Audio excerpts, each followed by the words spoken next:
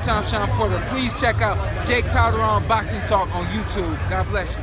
What's up, y'all? It's your boy, Jay Calderon, Stand Clear Entertainment, and we're about to get into this week's Boxing Talk. Saturday, September the 8th at the Barclays Center in Brooklyn, New York. Yours truly, Jay Calderon, will be in the building for the most anticipated welterweight showdown so far this year, when two-division world champion Danny Swift Garcia takes on former world champion Shawn Showtime Porter. This is a matchup where a lot of boxing fans are excited for, including myself. I can't wait to see this fight because it's a matchup against two of the top welterweights in the division right now. Both of these guys are hungry and they're ready to get into that ring and put on a great, entertaining war for you guys. And I can't wait. It's going to be for the WBC vacant welterweight title. Winner of this fight will become the welterweight champion of the WBC and will look on to bigger and better things, perhaps against Errol Spence Jr. That's the fight that people are waiting for because Spence says he wants to fight the winner of this fight right here. And you got to expect him to be there to watch this fight up close and personal, to have a very good interest in the winner of this fight. Now, I like Shawn Porter in this fight. I'm a Shawn Porter fan. I think that Shawn Porter is a very good, dangerous, tough opponent for anybody in the welterweight division, including Errol Spence and also Terrence Crawford, because this guy right here, Shawn Porter, is an aggressive fighter. He comes in there with tremendous conditioning. He's an excellent athlete that is a very physical, strong fighter, and he likes to smother your punches. He likes to get on the inside and do a lot of damaging work. He has decent punching power. He's not a really big puncher, but he has solid punching power, and he has that aggression that he likes to turn on and wear down his opponents by putting on a lot of pressure. He goes to the body, and you're going to expect him to go to the body against Danny Garcia because we've been seeing in his training camp that he's been working a lot to the body. So he's planning to go on a full-out body attack on Danny Garcia, and he's going to try to let those hands go on the inside and really try to land those shots. But Danny Garcia is a very good fighter. You know, I'm not a big Danny Garcia fan, but this guy has to get credit where credit is due. Danny has tremendous heart, and he can be a little bit more versatile than what Shawn Porter is. We know what to expect from Shawn Porter. Danny Garcia, we've seen him against an aggressive fighter like Lucas Matisse, who was a pressure fighter with big punching power, and it's a different style than Shawn Porter, but we saw it when Danny was able to box in that fight and look very good boxing and be successful. So we know that he has the boxing skills. Can he create the distance in this fight against Shawn Porter, which is going to be very difficult to do? He has to be able to get that jab in there and work that jab effectively the way Keith Thurman was able to do. Keith Thurman has better footwork than Danny Garcia.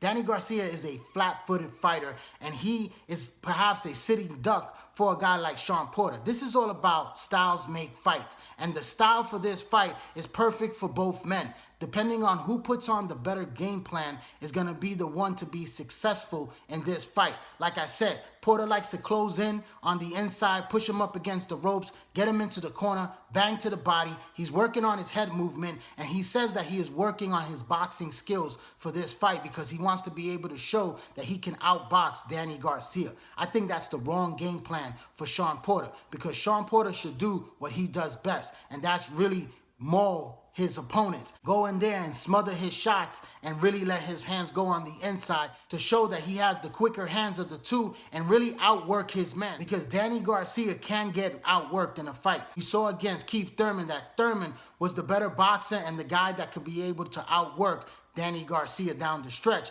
And I believe that the stamina department lies with Shawn Porter. He's better conditioning. He'll be able to wear down Danny Garcia in a tough, grueling fight to win a 12th round decision. And that's who I'm going for. I would like to see Shawn Porter win this fight. I'm a Shawn Porter fan. I'll be rooting for Shawn Porter, but I believe that Danny Garcia has a 50% chance of pulling out victory in this fight. I don't sleep on Danny Garcia. He has shown time and time again as the underdog to come out on top, and I think that he has the tools in his boxing ability to be able to pull out a decision as well against Shawn Porter. He has the better punching power. Both guys have an excellent chin, and I don't think that either one of these guys are going to get knocked out in this fight. I see this fight going 12 rounds, and it's going to come down to who executes better in that fight. If Danny could create space somehow, some way, and be able to use his jab and be able to box a little bit and then go toe-to-toe in exchanges, because he's a very good inside fighter, and his style of those wild punches that he throws with those looping shots could actually work for him in this fight right here.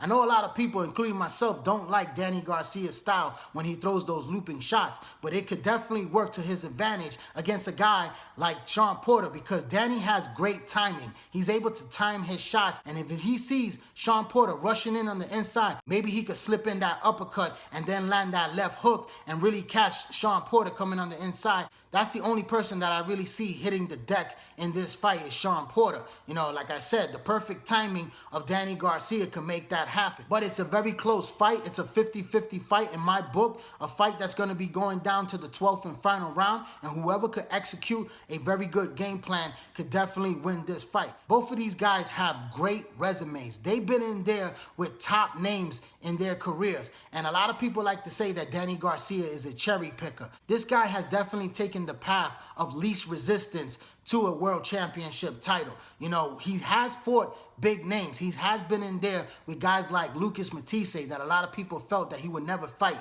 He's been in there with Keith Thurman. Also, people said that he would never fight Thurman or Shawn Porter. And he's been the underdog in many of these fights, including the Amir Khan fight, where Khan was winning that fight and Danny came out and pulled out the victory because of the weak chin of Amir Khan. But like I said, Shawn Porter has a great chin, and he's going to be there all night in your face and putting on that pressure to try to break you down. Does Danny Garcia, who has tremendous heart, have the willpower and the stamina to be able to go to a 12 tough round fight?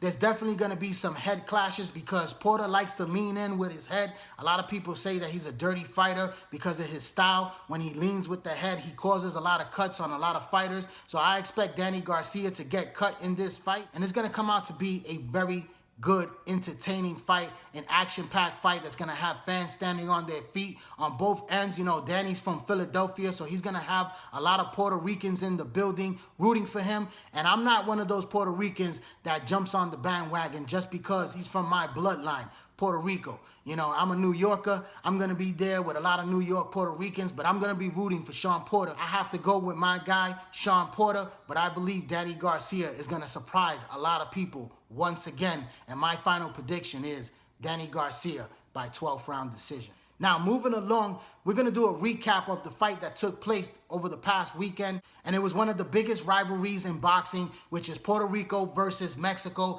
A great matchup between former world champion Jose Sniper Pedraza, who took on WBO lightweight champion Ray Beltran. And this was a fight where Pedraza, I said it was a 50-50 fight. I told everybody this was going to be a dangerous fight for a guy like Raymond Beltran. I was going for Beltran in this fight. I was very disappointed in his performance. This is the first time that he has fought in front of his hometown in over 13 years in Arizona, and he looked like the 37-year-old fighter that he was. You know, he went in there, he didn't really press the attack that much. He was getting outboxed and outworked throughout this fight. I don't know what these ESPN announcers were talking about, saying that this fight was very close, that it was tough to score each round, because I clearly saw Pedraza, who was my Puerto Rican countryman that I was going against in this fight, but I believe that he had a great opportunity to win this fight.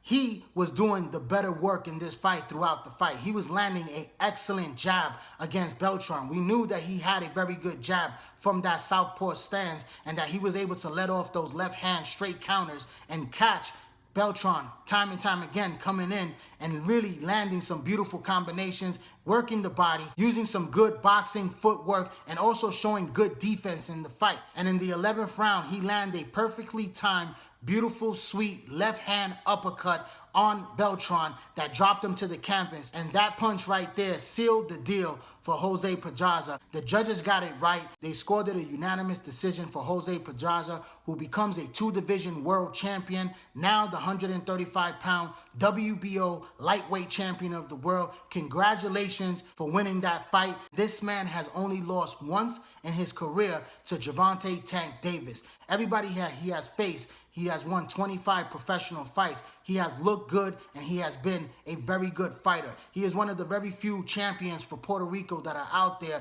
that is representing the island. But I have to give respect because he definitely proved that he is a true champion once again. And now he has a great opportunity for a big fight payday against Vasily Lomachenko. Bob Arum has made it perfectly clear that the winner of this fight will face Lomachenko on December 1st by the ending of this year. And it's most likely going to take place in New York City, where there's a big Puerto Rican fan base that will come out to represent for Pedraza, perhaps in Madison Square Garden. So it's going to be a good fight, but it's a fight where Pedraza is definitely the underdog in this fight. You know, styles make fights, and Pedraza is a very good boxer. So his boxing skills versus the hand speed and great defense and boxing skills and also punching power of Lomachenko is going to really put in for a good entertaining fight, but one where I see Lomachenko perhaps stopping and making Pedraza quit in that fight right there. But one other fighter that I want to talk about before we break off is 122-pounder WBO junior featherweight champion Isaac Royal Storm Dogboe.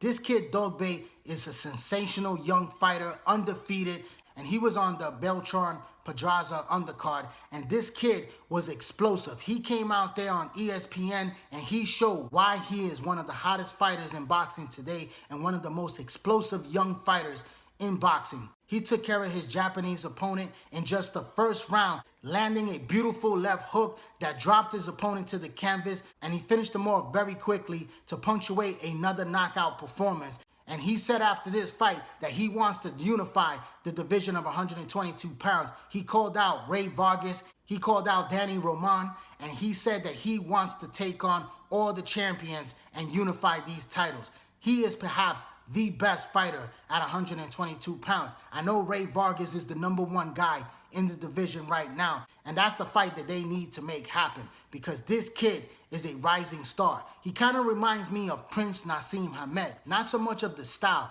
but the fact that he is a small, compact fighter with explosive knockout power around the same weight class that both of these guys fought in, because Prince Nassim fought at 126 pounds and Dogboe fights at 122 pounds.